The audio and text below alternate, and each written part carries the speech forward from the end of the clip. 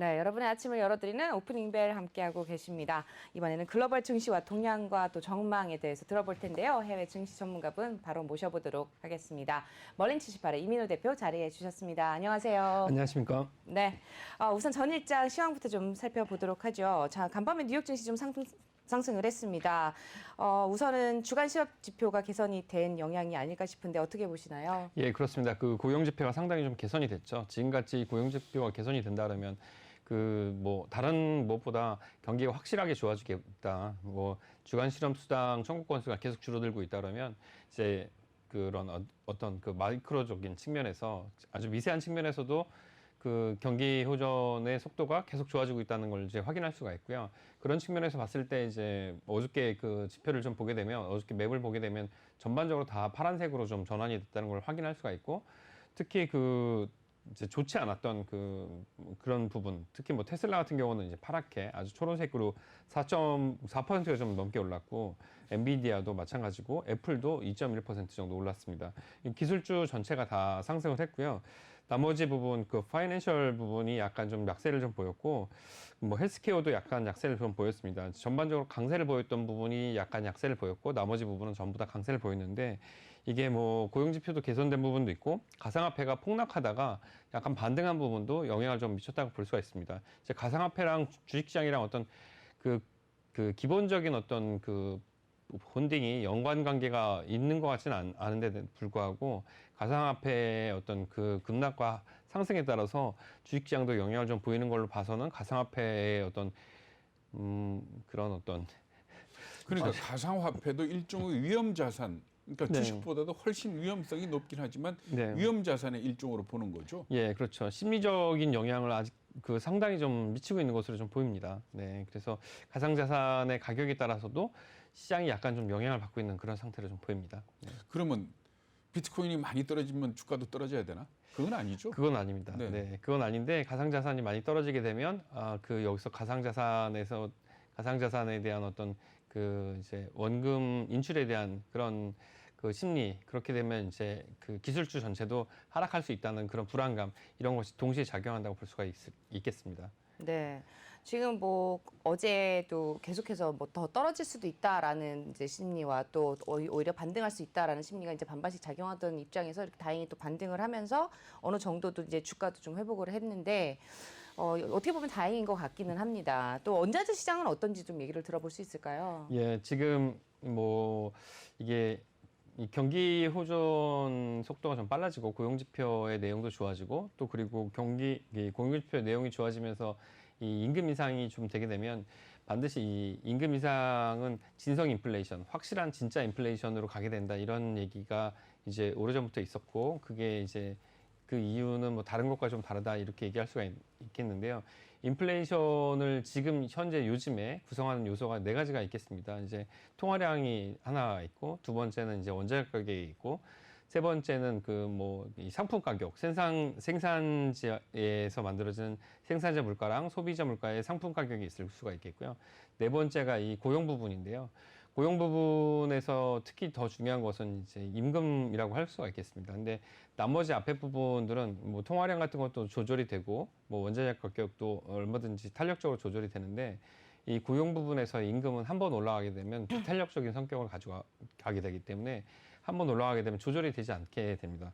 근데 이제 지금 걱정했던 부분은 취업률이 늘어난다, 취업자 수가 늘어난다, 그런 부분이었지 임금까지 아직 전이가 되지는 않은 상태입니다. 근데 인플레이션을 가장 걱정했던 요인 중에 하나가 원자재 가격이었던 겁니다. 이제 원자재 가격이 올라가게 되면 생산자 물가가 올라가고, 생산자 물가가 올라가면 소비자 물가가 또 올라가고, 그렇게 되면 당연히 물가 전체가 올라간다, 이런 이제 걱정을 했었는데, 원자재 가격에 대해서 여러 가지 이야기가 있었습니다. 그게 이제 슈퍼 사이클이 올 것이라고 생각을 좀 했었는데, 일단 구리 가격을 보시게 되면, 이제 저 표를 보시게 되면 지금 최고가가 이제 10,000불이 넘었었는데, 네. 상당 10,000불이 넘었다가 지금 이제 10,000불 수준으로 내려왔습니다. 이게 당월 들어서 내려온 수준인데, 앵커님 저 그래프를 보시게 되면, 저 캔들 차트 보시게 되면 저거는 이제 매도의 신호인지 매수의 신호인지 한번 어떻게 판단을 한번 해보실 수 있겠는지. 어떻게 봐요? 음봉이 나와서 매도를 해야 되는 그런 그래프를 좀 보이고 있는 것 같습니다. 이제 저거는 하락 추세에 초입에 온 것 같은 그런 모습을 좀 보이고 있는데요. 네. 저거가 유지가 된다면 이 지금 현재 최고 가격이 유지가 되기는 어렵겠다. 예. 지금 가격 수준의 안팎을 가져갈 것 같다. 이 정도가 생각이 좀 되고요. 그러니까 이 말하자면은 구리라는 상품이 아닌 구리라는 금융 상품을 지금 말씀을 네, 하시는 예, 다 거죠. 모두 네. 다 선물을 말씀드립니다. 네, 네. 이제 지금 5월분이니까 이제 7월달 네. 인도분입니다. 근데 뭐 이게 이제 현물 가격을 거래를 한다기보다는 이제 금융시장에서 영향을 미치는 것은 그러니까 저거는 이제, 투기적 수요가 많이 들어가 있는 예, 그렇죠. 가격 아닙니까? 예, 그죠? 맞습니다. 네. 예. 그리고 이게 바로 이제 한 2, 3개월 후에 이제 상품 가격으로 그렇죠. 반영이 되는 네. 거죠. 그 다음 편에 보시게 되는 건 이제 옥수수 가격인데요. 많이 떨어졌네요. 예, 옥수수 가격은 더 하락하는 모습을 보이게 됩니다. 장혜코님, 저 표는 저거는 이제 받아서 사야 되는지 아니면 지금 어떻게 저가 매수의 기회입니까? 저는 사실 제가 옥수수에 많이 예전에 투자를 해봐서 아, 하는데 예, 네. 이거는 시즌을 많이 타는 거기 때문에 지금 네. 섣불리 차트만 보고 판단을 하는 건 조금 아닌 것 같아요. 네, 아니면 그냥 이제 그 아이템을 제외하고 표를 봤을 때는 그래프를 저는 봤을 때. 차티스트는 아니라서 제가 네. 대답을 하긴 조금 그러네요. 네. 어떻게 보세요, 전문가님께서? 저 정도로 쏟아지고 있다 그러면 저거는 이제 위에 밀려있던 그 거품이 좀 빠지고 있는 그런 그래프를 좀 보이고 있습니다. 네, 하락으로 보신다는 거죠? 예, 그렇습니다. 네. 예, 그리고 이제 마지막으로 이제 그 곡물 차트 중에 제일 그 정치적인 그 성격을 가지고 있는 소맥을 한번 보게 되면 네. 소맥은 이제 좀 약간 좀 길게 한번 봤습니다. 길게 봤는데 소맥도 최근 그래프는 굉장히 무너지고 있는 그런 모습을 보이고 있는 거죠. 4월, 5월 들어서. 예. 근데 이제 거품 그 4월 달부터 들어갔던 거품이 좀 많이 빠지고 있다. 이렇게 볼 수가 있는 건데요. 최고가 구리 같은 경우는 최고가 1,500에서 1,500, 1,600에서 10,000불, 그리고 뭐 옥수수 같은 경우는 이제 그 760에서 660, 그리고 소맥은 760에서 670이니까 굉장히 많이 폭락을 하고 있는 추세입니다. 이번 달 들어서. 그러면은 예전에 저희가 이제 내보냈던 이제 원자재의 슈퍼사이클에 진입을 했다라는 뉴스가 어떻게 보면 오히려 거품 시장이었다라고 보고 계신 건가요? 예, 어떻게 보세요? 슈퍼사이클에 진입을 하려고 하면 그 수요가 계속 지속이 돼야 되는데 네. 그 가격이 상승을 탄 상태에서 말하자면 이제 변동을 하면서 그 가격이 유지가 돼야 되고 수요가 늘어나야 되는데 지금 가격이 하락되게 된 이유는 가격이 저렇게 높아지니까 수요 쪽 측면에서 생산지에서 가격 매입을 축소하면서 가격이 지금 하락하고 있는 그런 모습을 좀 보이고 있는 그런 국면에 좀 그런 것도 있잖아요. 그러니까 뭐 농산물 빼고 네네. 저 굴이나 이런 비철금속들 같은 경우에는 네네. 코로나 사태 때문에 생산 채굴을 잘 못했던 것도 네. 있지 않습니까? 예, 있습니다. 네. 이거는 이제 가격이 올라가게 되면 채굴을 다 하게 될 것이고, 예, 그렇죠. 그리고 또 중국 같은 데서 재고로 쌓고 있다가 네네. 가격이 너무 올라가니까 재고 매입을 더 중단하는 하고, 그런 재고를 상황도- 사용하는 네, 그런 그러니까 경우도 있죠. 이 금융 상품으로서의 원자재를 보는 게 아니고 실물로서의 원자재를 본다면 수요와 공급을 봐야 되는 거 아닙니까? 네, 그렇죠. 그런 면으로 볼 때 슈퍼 사이클로 가기에는 아직은 판단하기 이르다. 네네, 이렇게들 보고 있는 거죠. 예, 그렇습니다. 슈퍼사이클이라고 하면 보통 2, 3년 이상의 그렇죠. 뭐 5년에서 예. 10년 정도를 얘기하죠. 장기 호황의 추세가 시작돼서 이제 말씀하신 대로 5년까지의 어떤 그 큰 호황을 그런 걸 보여야 되는데 이게 기존에 이제 그 그러니까 낮은 가격의 원자재 시장 가격을 보이다가 급격하게 반등하는 모습을 그런 커브를 보이면서 그게 슈퍼 사이클에 들어가고 또 이게 바로 인플레이션에 영향을 미친다고 생각을 했었는데 인플레이션에 영향을 미치기에는 힘이 좀 부족한 것 같고요. 그 수요 측면에서 이미 수요가 줄어들기 시작했고 생산지에서 요구하는 가격보다도 너무너무 높기 때문에 수요가 좀 줄어들기 시작했고 이게 과연 인플레이션까지 미칠 만큼 슈퍼사이클인가 이것도 좀 의문이 되는 그런 상황의 그래프를 보이고 있습니다. 이게 단기적으로도 이렇기 때문에 이게 그럼 장기로 6개월이나 1년 이렇게 봤을 때 그럼 이 힘이 유지될 것인가 이거는 조금 의문스러운 상황입니다. 그렇죠. 그래서 그렇기 때문에 슈퍼사이클이라고 뭐 많은 IB에서 뭐 특히 뭐 골드만삭스나 아니면 다른 그 미국의 IB에서 전망을 많이 내놨었는데 이거를 판단하기에는 너무 그건 섣부른 판단이 아니었나 이런 생각이 좀 듭니다. 네. 그럼 원자재 ETF 가격들도 5월 들어서 많이 떨어졌겠네요. 예, 그렇습니다. 원자재 ETF 가격들 같은 경우는 영향을 좀 많이 받았다고 할 수 있죠. 근데 원자재 ETF는 이런 그 선물 그 자체를 많이 담기보다는 그렇죠. 원자재 ETF는 이제 선물과 기업들을 많이 담기 때문에 네. 예, 그 광산도 많이 담고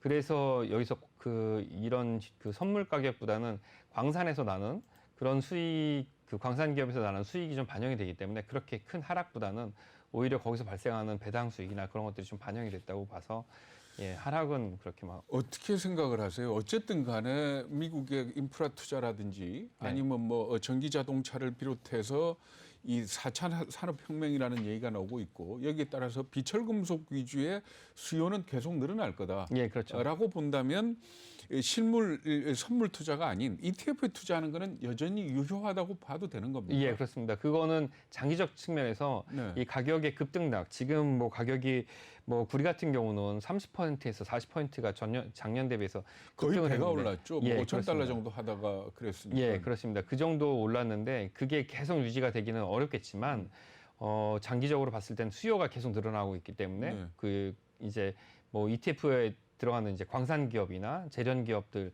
그런 기업들의 어떤 성과는 계속 좋을 것으로 좀 봅니다.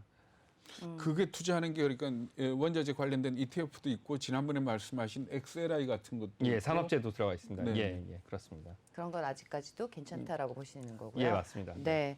또 그러면 말씀을 좀 이번에 좀 질문을 바꿔서 드려보겠습니다. 어제 이제 또 이제 연준의 이제 완화적인 통화 정책을 두고 이제 긴축을 돌아설 것이다라는 얘기가 나오고 있잖아요. 예, 예. 이거에 대해서 또 아무래도 글로벌적인 이제 금융시장이 조금 어느 정도 긴장을 많이 하고 있는 것 같은데 네. 여기에 대해서는 어떻게 의견을 갖고 계신지 좀 들어볼까요? 네, 그 이번 주에 연준의 의사록 공개가 되고 나서 네. 예, 제가 그 원본 가지고 말씀을 잠깐 드렸었는데 이게 그 통화 정책에 대한 입장에 있어서 그 테이퍼링 자체, 그러니까 이제 그 매입하고 있는 1,200억 달러의 그 이런 매입 프로그램에 대한 부분을 조절을 하겠다 이렇게 단정을 짓진 않고 이거에 대해서 고려를 좀 해야 되지 않겠는가 이런 얘기들이 그 이제 의사록에 나왔습니다. 이걸 가지고 이제 시장에서는 곧 시작이 될 것이다. 뭐 JP 모건인가 거기서는 이제 5월, 9월에 그 발표를 하고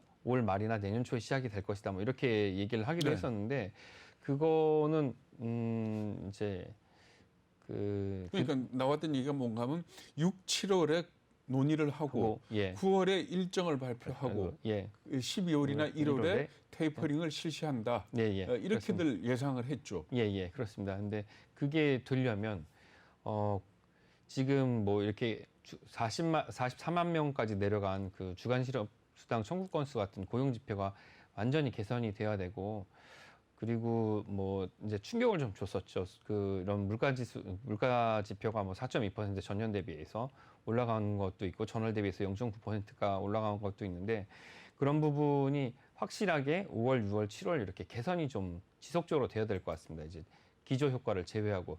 근데 거기에 문제가 제가 준비하고 있는 자료가 있는데 그 미국의 주별로 네. 그 임금 수준이 너무 차이가 많이 납니다. 많이 나죠. 예. 예.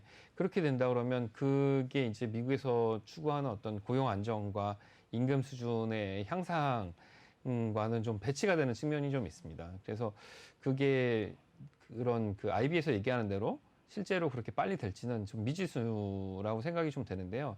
일단 그 연준에서도 얘기를 하고 뭐 제넷 옐런 재무장관이 얘기하는 거는 마음의 준비를 해라. 뭐 이런 얘기인 측면도 있고 마음의 준비를 하라는 측면 중에 또 뭐 가상화폐에 대한 얘기도 수시로 틈틈이 하지 않습니까? 뭐 본인들은 책임을 지지 않겠다.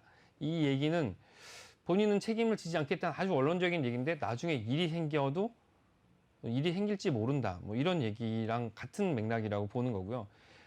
자산 매입을 축소할지도 모른다. 이런 거는 자산 매입을 축소하겠다. 뭐 이런 얘기로 볼 수 있는 거 아닙니까? 근데 그러니까 미리 강펀치 날리기 전에 지금 잠펀치를 가지고 네. 좀 면역력을 키워놓는 거 아닙니까? 그렇죠. 예. 근데 나중에 일 생기기 전에 잘 알아들어라. 그런 얘기를 하고 있는 거라고 보는데 실제로 그 긴축에 대한 얘기는 오늘 어제 뭐 신문에서 엄청 나오는데 이 얘기는 실제랑은 시차가 상당히 좀 있다고 보이지고요. 이게 그 긴축에 대한 구체적 논의 이렇게 할 것이다 이런 얘기가 나오기 전까지는 더 지표가 나와야 되는데 여기에는 이제 고용 지표랑 실제 임금이 더 구체적인 숫자가 나와야 될 거라고 봅니다. 네, 오늘 여기까지 듣도록 하겠습니다. 오늘 말씀 잘 들었고요. 오늘 도움 말씀 주신 분 멀린 78의 이민호 대표였습니다. 말씀 잘 들었습니다. 감사합니다.